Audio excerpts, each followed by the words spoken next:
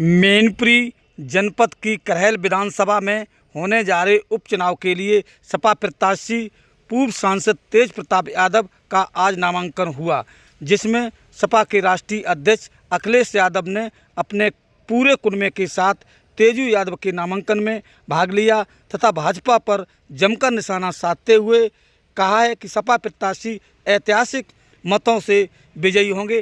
क्या कुछ बताया है राष्ट्रीय अध्यक्ष अखिलेश यादव ने, आइए ये भी जानें इस पूरी खबर के जरिए। इन तस्वीरों में देख सकते हैं यहाँ पर सपा के राष्ट्रीय महासचिव रामगोपाल यादव शामिल होने जा रहे हैं। यहाँ पर जिला अध्यक्ष आलोक कुमार साक्य, किसनी विधायक ब्रजेश कठेरिया अन्य तमाम साथियों के साथ यहाँ पर पहुँचे हैं। इन तस्वीरों में देख सकते हैं यहाँ पर तेज प्रताप यादव नामांकन करके वापस लौट रहे हैं। क्या कुछ बताया है राष्ट्रीय अध्यक्ष अखिलेश यादव जी ने, आइए ये भी जानें इस पूरी खबर के जरिए। यहाँ बड़ी संख्या में सपा के कार्यकर्ता पहुँचे हैं, आप इन तस्वीरों में देख सकते हैं। आइए क्या कुछ बताया है सपा के राष्ट्रीय अध्यक्ष अखिलेश यादव जी ने, आइए सुनते हैं। हमारे यूट्यूब चैनल मैनपुरी 84 न्यूज़ को सब्सक्राइब करें, लाइक करें, वीडियो पर कमेंट करें। आपका बहुत बहुत धन्यवाद। मैनपुरी से चंदपाल साक्य की रिपोर्ट।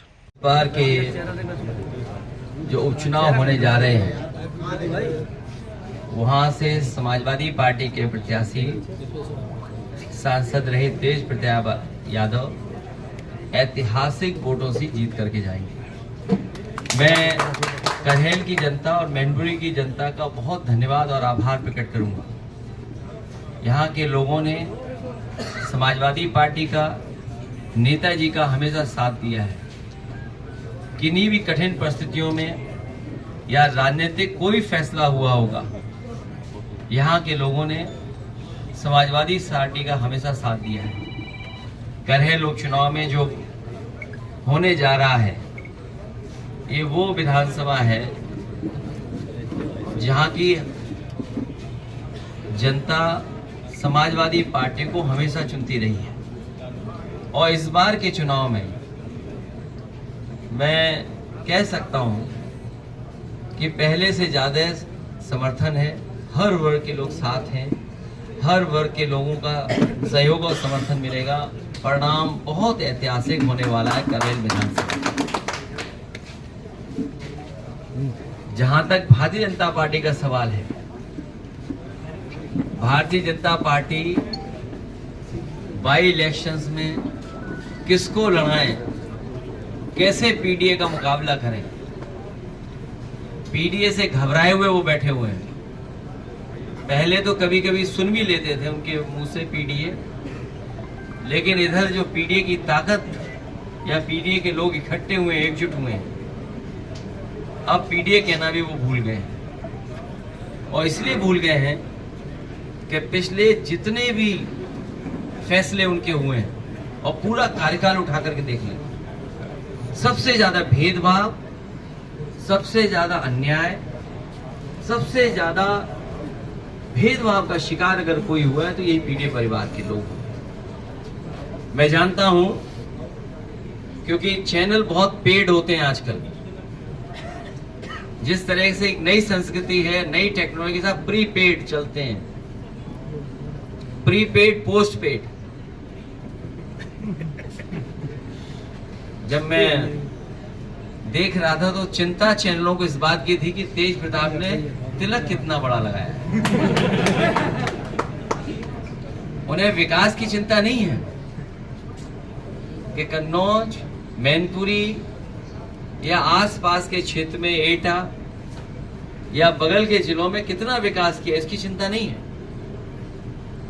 चिंता इस बात की भी होगी कि कौन कौन बैठा था कुर्सी पर, कौन कौन तस्वीर में है। आज सवाल वही है जो पहले थे। महंगाई वैसे ही बढ़ती चली जा रही है, बेरोजगारी वैसे ही बढ़ी है, और जिस रफ्तार से समाजवादियों ने विकास करना शुरू किया था, उस विकास को रोकने का काम किया इन्होंने। संविधान की लड़ाई, बाबा साहब भीमराव अम्बेडकर जी का दिया हुआ संविधान, उसके तहत जो हक अधिकार मिलने चाहिए वो भी अभी अधूरे हैं। जो लड़ाई जीती लोकसभा में, उसमें थोड़ा बहुत रुके हैं भाजपाई, लेकिन अभी भी उनके फैसले ऐसे नहीं हैं जिससे कि सभी को न्याय मिलना हो, ये अपने आप को हर संस्था से ऊपर समझते हैं। इनके लिए कोई संस्था नहीं है। भारतीय जनता पार्टी के लोग अपने इशारे पे चला रहे हैं। ये सदस्यता कम कर रहे हैं, जमीनों पे कब्जा ज्यादा कर रहे हैं। इनकी जो सदस्यता चल रही है वो कम चल रही है, लेकिन जमीनों पे कब्जा ज्यादा चल रहा है। इतना भ्रष्टाचार, बेईमानी, लूट कभी नहीं होगी जितनी इनकी सरकार में होगी।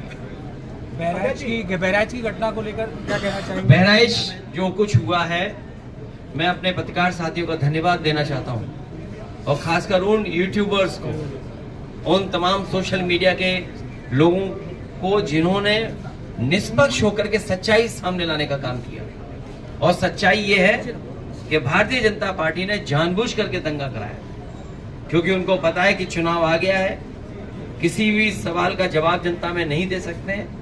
इसीलिए राजनीतिक लाभ लेने के लिए जानबूझ करके भारतीय जनता पार्टी ने दंगा कराया है।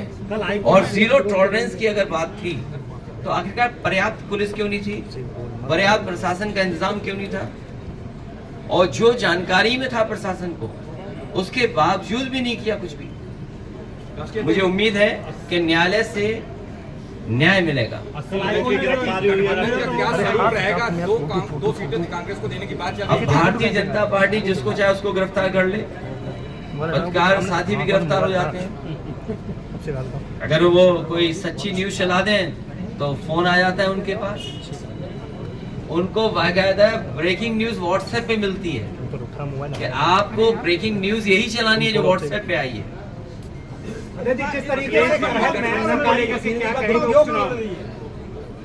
गरहेल की जनता के सामने किसी तरह का दुरुपयोग नहीं चलेगा।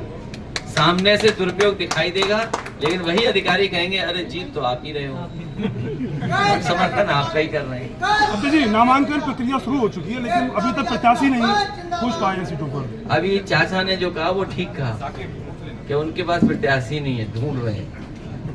कांग्रेस गठबंधन को लेकर के क्या कहेंगे? कांग्रेस कह रही है कि हम चुनाव नहीं लड़ेंगे, नाराजगी दिखा रही है कि हम 2 सीट नहीं चाहिए। अभी नामांकन चलने हैं, समय है, ये हम 2 दलों की बात है, हम लोग रास्ता निकालेंगे। अड्डा जी, अयोध्या की मिल्कीपुर सीट जो थी उसको कानूनी पेचीदगी का स्वरूप दिया गया, लेकिन ऐसा कुछ है नहीं वहाँ, क्या कारण है? सच्चाई आप भी जानते हो। जिस सरकार ने BLO हटाए हों, सब अधिकारियों को हटा दिया हो, अपनी मनमर्जी के अधिकारी पोस्ट कर दिए हो।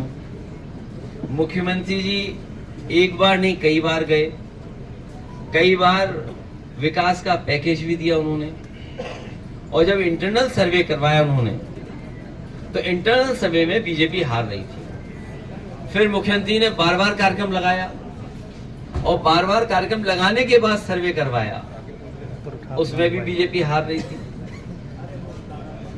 अध्यक्ष जी, करेल में डिप्टी CM आए हुए थे, वहाँ पर 69,000 जो शिक्षक भर्ती के अभ्यर्थी थे वो प्रदर्शन कर रहे थे, उनके ऊपर FIR दर्ज की गई, उनको जेल भेजा गया डिप्टी CM के प्रोग्राम में। मैंने पहले भी कहा आपसे कि ये किसी को न्याय नहीं दे सकते। भारतीय जनता पार्टी किसी को भी न्याय नहीं दे सकती। जो न्याय नहीं दे सकता वो सम्मान भी नहीं कर सकता। और लोकतंत्र की खूबसूरती यही है कि अगर कोई विरोध कर रहा है, कोई नाराजगी है, तो कम से कम उसकी बात सुननी चाहिए। ये जो सत्ता की ताकत से जो मुकदमे लगाए या जेल भेजा है या उनको परेशान किया जा रहा है, यही जनता है, इनका हिसाब किताब करेगी इस चुनाव में। एक बार मुख्यमंत्री, उप मुख्यमंत्री और कई बार रोजगार के मेले, विकास के मेले जो है दिखाई, क्या अब सरकार पे उतना समय नहीं है जितना समय था उन पर। जितनी सरकार चल रही है अब उतना भी समय उनके पास नहीं है। ये सरकार जाने वाले लोगों की है।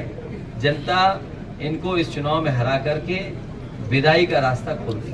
DAP खाद को लेकर मारामारी चल रही है, कहीं खाद नहीं है। और अभी मान लीजिए धान तैयार होने जा रहा है, क्या सरकार का इंतजाम है कि किसानों को सही कीमत दे देंगे?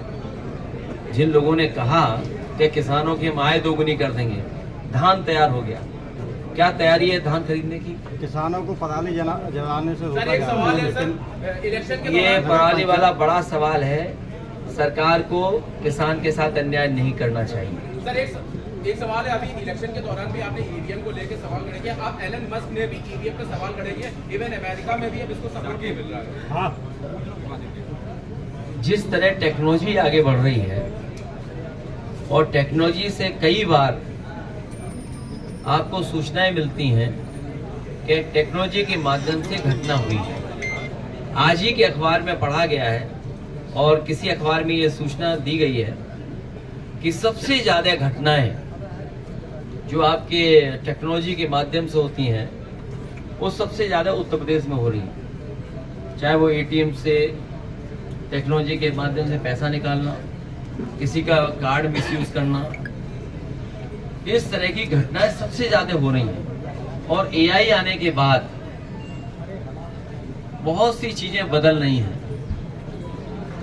जर्मनी जैसा देश जो विकसित है वो अपने यहाँ कहता है कि अगर ईवीएम इस्तेमाल होगी तो वो अनकॉन्स्टिट्यूशनल होगी।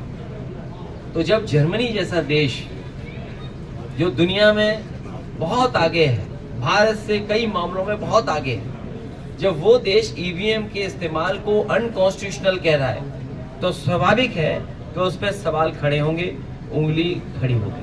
तो क्या 2027 में ईवीएम क्या रहेगा क्या? ये विषय अभी का नहीं है। हमारी बात और समाजवादी का पक्ष में लोकसभा में भी कह चुका हूँ, वो आप देख लीजिए मैंने क्या कहा। मुख्यमंत्री योगी आदित्यनाथ हर प्रचार में ये कहते हैं कि बटोगे तो कटोगे, इस तरह के बयान को आप किस तरह से देते हैं? हर प्रचार में ये यूज होता है। वो समाजवादियों को बता रहे हैं और पीडीए परिवार को कह रहे हैं कि सब लोग एक हो जाओ। केंद्र की सरकार पार्ट 3 तकनीकी की बात करते हैं और एक बम की एक सूचना आ जाती है, हवाई जहाज वापस करा लिए जाते हैं और हम विदेशों में ट्रिलियन की बात कर रहे हैं। मेरे पत्रकार साथी, आपको मैं याद दिलाना चाहता हूँ,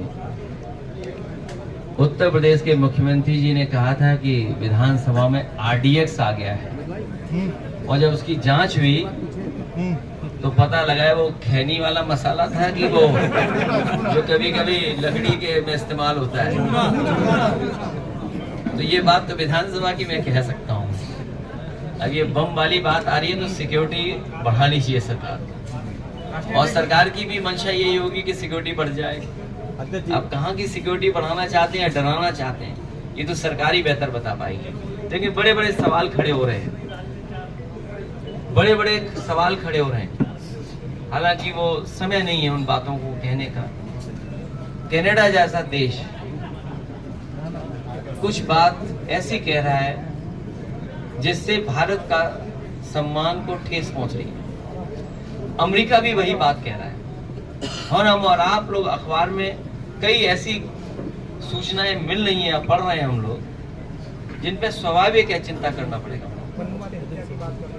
अध्यक्ष जी, अभी आप बेहतर समझते हैं किन बातों को मैं कह रहा हूँ। अध्यक्ष जी, बीजेपी के लोग लगातार ये कह रहे हैं कि अयोध्या में जो हार मिली है उसका बदला अगर ले सकते हैं तो करहल जीत कर ले सकते हैं ये।